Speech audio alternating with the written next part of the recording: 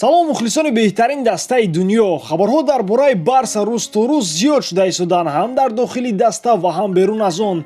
Имрӯз мехоҳам ба шумо хабарҳои тару тозаи дастаи каталониро ба шумо пешкаш намоям. биёед аввал дар ин видео 1000 лайк ҷамъ мекунем, то ин ки ролики моро ютуб ба дигар мухлисони Барселона паҳн кунад. Аз шумо танҳо лайк ва дар канал обуна шудан аз мо бошад ҳар рӯз видеои нав баровардан. акнун дар ягон ҷо баъз уршнед, мо бошад сар мекунем.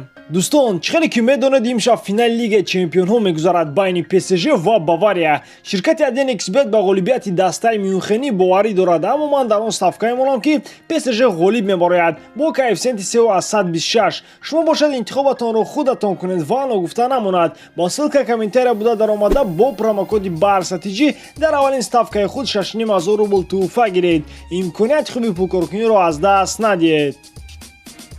дар Барселона аз рафтори Иван Ракитич ба хашм омаданд. бозингар ғалабаи Севиляро дар Лигаи Аврупо хуб ҷашн гирифт ва аз хурсандӣ ба бассейн парид. ин амали Ракитичро дар Барселона хуб қабул накарданд. роҳбарати Барселона чунин мешуморанд ки баъди бох бо ҳисоби 8-2 аз Бавария ин кори Ракитич хуб нест. ин хушҳолии Ракитич баъди қаҳрамонии собиқи дасташ ки чандин солҳо дар Севиля бозӣ мекард шояд як ишорае бошад ки ӯ ба Севиля бармегардад, зеро айни ҳол Ракитич дар Барселона бозингари ҳайати асосӣ нест. аз як ҷиҳат ин дарак аз он медиҳад ки баъзе футболбозони Барселона ба бохти бузурги даста ва шармандагӣ аҳамият намедиҳанд ва аллакай барои тарки Барселона омодаанд. ин тобистон мо метавонем шоҳиди ҳодисаи таърихӣ дар футбол гардем. оё шумо боре ҳам фикр мекардед ки Месси бо Роналду дар як даста бозӣ кунанд? шояд якчанд сол пеш чунин мегуфтанд бисёриҳо дар як даста будани Роналду ва Мессиро ҳодисаи кайҳонӣ мешумориданд, аммо айни ҳол ин трансфер ба ҳақиқат наздик мегардад. якчанд ҳафта мешавад ки мегӯянд Месси ба ПСЖ, Манчестер Сити ва Интер меравад, аммо спорт хабар медиҳад ки Мессиро ЮВЕНТУС мехарад. тасаввур кунед ки дар хати ҳамлаи ЮВЕНТУС Месси бо Роналду бозӣ кунанд, онҳо дар як ҷойгӣ чанд гол месада бошанд? дар комментария фикри худро нависед. агар ЮВЕНТУС Мессиро харад, шояд як Лигаи чемпионҳо не, балки 5-ум Лигаи чемпионҳоро соҳиб гарданд. дар серия А бошад дар 10 соли оянда дигар дастоҳо ба ғайр аз ЮВЕНТУС чемпион шуда наметавонанд. дар сурати омадани Месси аз ЮВЕНТУС аниқ ё Дибала ё ин ки Ҳигуаин мераванд. соли дигар он аст ки Андрей Пирлои бетаҷриба чунин ситораҳоро роҳбарӣ карда метавонад, ё ин ки ситораҳо гапи ӯро гӯш мекунанд ё ин ки не. инро вақт нишон хоҳад дод. ба ҳар ҳол моро равзанаи гузаришии ҷолиб интизор аст. ҳамлагари Барселона Луис Суарес оиди рафтанаш аз даста ҳарф зад. баъзе сайтҳо навистанд ки Роналд Куман ба ӯ таваҷҷӯҳ надорад ва Суаресро аз даста ҷавоб медиҳад. роҳбарияти даста номи баъзеҳоро гирифтанд ва оиди тағйиротҳои даста ҳарф заданд, аммо касе нагуфт ки ба ман таваҷҷӯҳ надоранд. агар хоҳиши даста рафтани ман бошад, хуб мешуд ки инро рӯи рост ба ман мегуфтанд. аллакай 6 сол мешавад ки дар Барселонам ва ҳама чизро ман мефаҳмам. ман ҳам беҳтаршавии дастаро мехоҳам ва агар даста хоҳад ки ман равам, албатта ин корро хоҳам кард. айни ҳол ман барои пурқувват гардидани даста талош дорам. аз он вақте ки дар Барселонаам маро дастгирӣ мекунанд. то кунун бо Куман ҳарф назадаам ва ӯ хоҳад ки дар ҳайати захиравӣ бошам, ин чизро қабул хоҳам кард, гуфт Луис Суарес.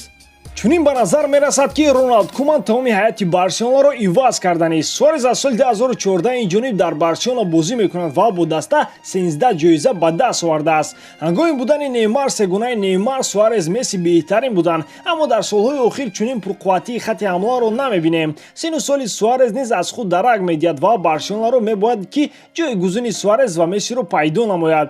Гризману Дембеле дар ҳаятанд ва агар Куман тавонад ки ин бозингаронро ба сатҳи қаблияшон баровард, пас дар даста шояд сегонаи навро мебинем. Барселона нархи Ван де Бекро фаҳмид. роҳбарияти Аякс ба Барселона гуфтанд ки барои харидории Ван де Бек 55 миллион евро пардохт кунанд. ин нарх Барселонаро каме ба мушкилӣ рӯбарӯ кардааст. Куман бисёр мехоҳад ки Ван де Бекро дар Барселона бубинад. рафту агар Ван де Бек нашуд, роҳбарияти Барселона таваҷҷӯҳи худро ба дигар футболбоз равон мекунад. ҳамон Аякси тиллоии соли 2019 ки ба даври нимниҳоии Лигаи чемпионҳо баромада буд, бисёриҳо дастаро тарк карданд, аз қабили Деликт, Ҳаким Зиеш ва дигарон.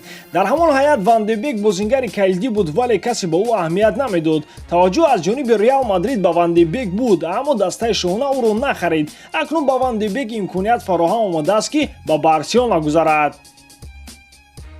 марка хабар медиҳад ки барселона барои харидории Лаутаро Мартинес гуфтушунидро бо Интер оғоз кардааст. Моҳи июл нархи ӯ ки дар контракташ 111 миллион евро буд аз байн рафт ва акнун барселона метавонад ки бо нархи дилхоҳ ӯро бихарад, вале он мавсуме ки Мартинес пай сар кард, Интер бо нархи арзон ӯро намефурӯшад.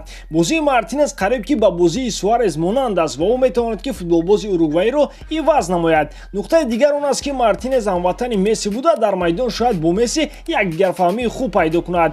Мартинес суръати баланд дошта, зарбаҳояш низ қавиянд, вале агар Месси ба Интер равад, шояд Мартинес дар Интер монад ва бо Месси дар он ҷо бозӣ кунад. Ин трансфер аз худи Месси вобастагӣ дорад. Агар Барселона Мартинесро харида натавонад, пас талош мекунад ки Мемфис Депайро бигирад. Аммо Барселона ба ғайр аз маблағ боз ба Интер Нелсон Семедуро низ пешниҳод мекунад. Дӯстон, баъди ин хабарҳои трансферӣ маълум мегардад ки Барселона ҳаёти худро пурра дигар мекунад ва шояд дар мавсими ҷадид мо куллан дигар дастаро бинем. Барои Барселона зарур аст ки футболбозии нав омада ба мисли Гризман ва Дембеле ба даста нодаркор нашаванд, балки бо хоҳиши бузург дар майдон барои қаҳрамонии Барселона талош кунанд. Ба ҳамин тамом бародарон, Барселонаро дӯст доред ва канали Барсатиҷиро дастгирӣ кунед. Дастгирии шумо пешравии мо. Бо шумо буд Муҳаммад Гаиров. Хай дар паноҳи Аллоҳ.